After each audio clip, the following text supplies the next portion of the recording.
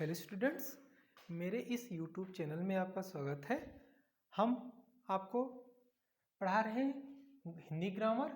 आज का टॉपिक व्यंजन संधि का। व्यंजन संधि इसके पहले भी वाले वीडियो में हमने बता दिया था, बस म संबंधी नियम रह गया था, उसी के बारे में हम चर्चा करेंगे। पहले तो म संबंधित नियम में क्या होता है, उसके नियम कैसे हैं और उसकी जो शब्द है वो व्यंजन संधि की पहचान हम कैसे करेंगे म संबंधी नियम के आधार पर।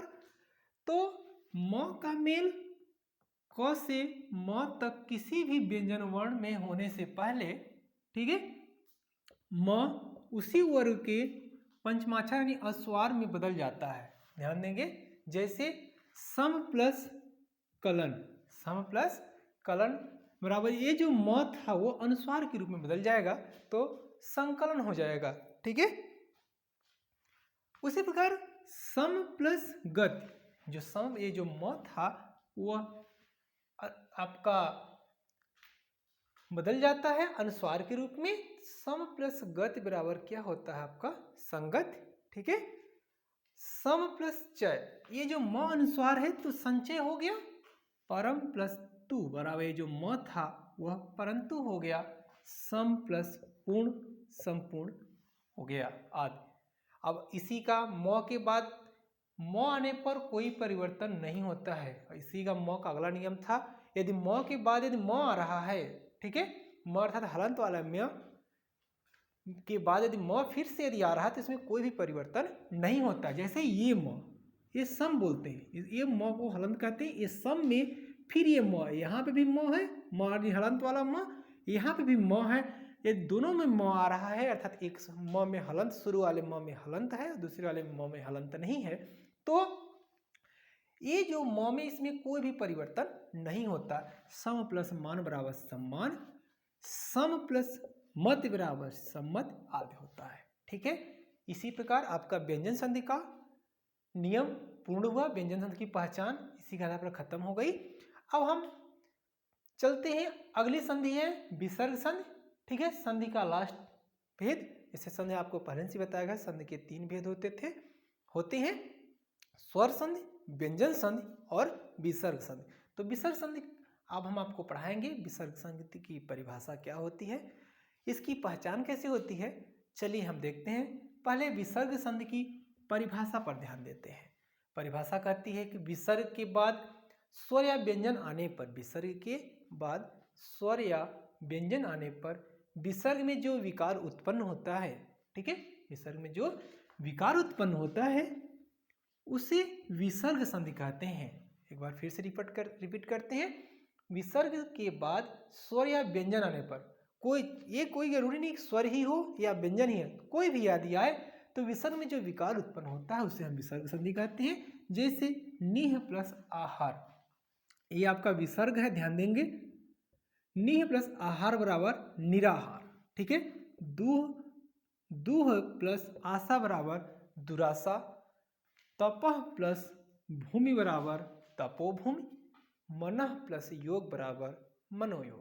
ठीक है, आदि उदाहरण हम ले सकते हैं, हमने इतना ही उदाहरण दिया है। विसर्ग संधि के पहचानने के कुछ नियम होते हैं, कैसे वर्ण आए शुरू के अंत शब्द में, लास्ट के शब्दों में, यानी पहले वर्ण के अंतिम या पहले वर्ण दूसरे शब्द का आपका शुरुआत, कैसे जो नियम है पहचान हमें विसर्ग संधि की कैसे करनी है, कैसे करते हैं, चलिए हम आपको बता रहे हैं। पहला नियम है विसर्ग का ऊ हो जाता है। कैसे विसर्ग का ऊ हो जाता है, ठीक है, कैसे वर्ण आदि आते हैं तो विसर्ग का ऊ हो जाता है। यदि विसर्ग के पहले अ, ध्यान से सुनेंगे मेरी बात को आप। यदि विसर्ग के पहले अ और बाद में अ अथवा प्रत्येक वर्ग का तीसरा, चौथा, पांचवा वर्ण अथवा य र ल व स, य र ल व ह, ठीक है, हो तो विसर्ग का ओ हो जाता है। ध्यान देंगे, जैसे तपह प्लस बल, ठीक है, ये जो विसर्ग संधि है, ये जो प है वह ये विसर्ग संधि तो हट जाएगा, तो तब प जो है वह ओ के रूप में बदल जाएगा। ठीक है, जैसे ओ के रूप में बदल जाता था। ये किसके रूप में, विसर्ग किसके रूप में बदल जाता है, ओ। विसर्ग इसको हम कहते हैं, ये जो दो बिंदियां रहती हैं इसको हम विसर्ग कहते हैं। ठीक है, तो ये जो तपह प्लस बल बराबर ये जो विसर्ग जो था वह ओ के रूप में बदल जाता है। तो तपह प्लस बल बराबर क्या हो गया आपका, तपोबल। ठीक है, क्योंकि पो में ओ की मात्रा है। उसी का आधार तपह प्लस भूमि बराबर, इसी के आधार पर आप बता सकते हैं तपोभूमि होगा। ठीक है, और अगला है पयः प्लस धन बराबर पयोधन, क्योंकि ये जो विसर्ग था आपका वह ओ के रूप में बदल गया है। मनः प्लस योग बराबर मनोयोग।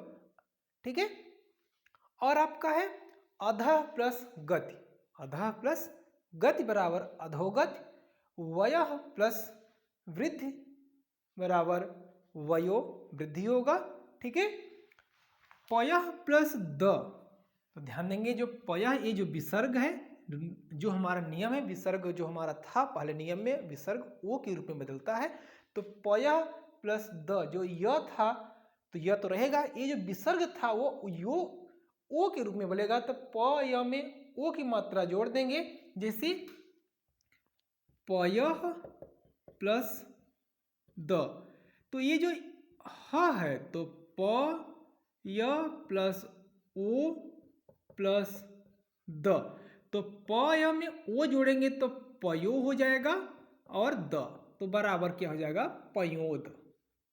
ठीक, उसी के आधार पर मनः प्लस रथ बराबर मनोरथ, उसी के आधार पर होगा। मनः प्लस हार, मनः प्लस हर बराबर मनोहर, इसी के आधार पर हम आदि और शब्दों को लिख सकते हैं आप। ठीक है, अब इसमें कुछ अपवाद भी हैं। अपवाद का मतलब वो नियमों को पालन नहीं करते हैं, वो अपवाद क्या है हम आपको बता रहे हैं। अपवाद है पुनः एवं अंतः में, पुनः और या पुनः एवं अंतः में विसर्ग का र हो जाता है। ध्यान देंगे, पुनः क्या, पुनः एवं अंतः जो विसर्ग जो होता है उसमें र हो जाता है, इसमें ओ होता था, इसमें क्या हो जाएगा र, इसलिए उसको हम अपवाद कहते हैं। चलिए, पुनः प्लस मुद्रण, ये जो पुनः था ये र के रूप में बदल जाएगा। ठीक है, पुनः और अंतः में था वो विसर्ग जो होता है र के रूप में बदल जाएगा। ये जो पुनः में जो ये विसर्ग संधि है वो किसके रूप में बदल जाएगी, र के रूप में। तो पुनः प्लस मुद्रण बराबर क्या हो जाएगा, पुनर्मुद्रण। बाकी हमारे कोई भी शब्द नहीं बदलेंगे, ये जो पुनः में जो विसर्ग है वह बस ओ के रूप र के रूप में बदल जाएगी। फिर एक उदाहरण पुनः का और है, पुनः प्लस जन्म, ये जो पुनः में जो न जो ये है आपका विसर्ग ये आपके र के रूप में बदलेगी। तो पुनः प्लस जन्म बराबर पुनर्जन्म। अब हम ले देते हैं अंतः का उदाहरण, ये पुनः का उदाहरण था, अब हम अंतः का उदाहरण लेते हैं। अंतः प्लस ध्यान, तो अंतर ध्यान हो गया, अंतर ध्यान। ठीक है, अंतः प्लस अग्नि, तो अंतराग्नि हो गई, अंतः प्लस अग्नि बराबर अंतराग्नि। ठीक है, आदि हम उदाहरण ले सकते हैं। अंतराग्नि। ठीक है, अब चलते हैं विसर्ग का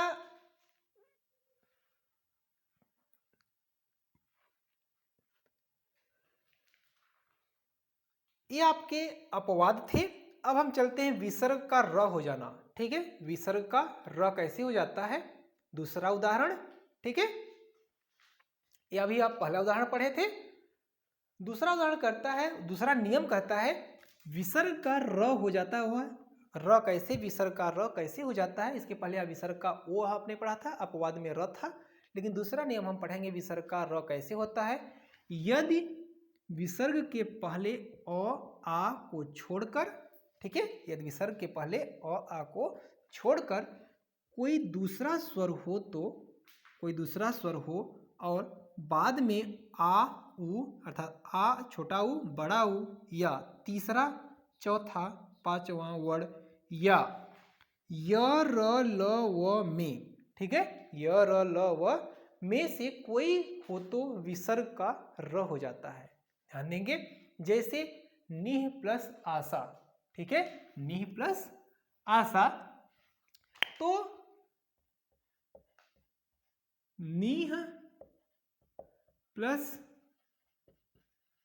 आशा बराबर निराशा, ठीक है, निह प्लस आशा बराबर क्या हो जाएगा, निराशा। तो ये जो विसर्ग जो था वह र के रूप में बदल जाएगा, तो र में आ की मात्रा जोड़ देंगे तो रा हो जाएगा। उसी का पे ये विसर्ग को हटा देंगे तो र के रूप, विसर्ग जो था वो र के रूप में बदलेगा। तो यहाँ पे जैसे नी है, ये विसर्ग आपका र के रूप में बदल गया, र में आ की मात्रा जोड़ देंगे तो आ बन जाएगा, तो नी रा सा, तो निराशा हो गया। उसी प्रकार निह प्लस धन, ये जो नी था, नी लिखेंगे, ये विसर्ग के स्थान पर हम र लिख देंगे, नीर हो जाएगा, और धन जो था वो पहले से था, तो क्या हो जाएगा, निर्धन, ठीक है। निह प्लस बल, तो जो विसर्ग था वह र के रूप में बदल जाएगा, तो निर्बल हो जाएगा, ठीक है। निह प्लस जन बराबर क्या हो जाएगा, उसी के आधार पर निर्जन। आशीह प्लस वाद बराबर आशीर्वाद, जो विसर्ग हट जाएगा और विसर्ग हटते ही वह र के रूप में बदल जाएगा, आशीर्वाद हो गया। दूह प्लस बल बराबर क्या हो जाएगा, दुर्बल, दूह प्लस बल बराबर दुर्बल, दूह प्लस जन बराबर क्या हो जाएगा, दुर्जन। निह प्लस धारण बराबर क्या हो जाएगा, निर्धारण।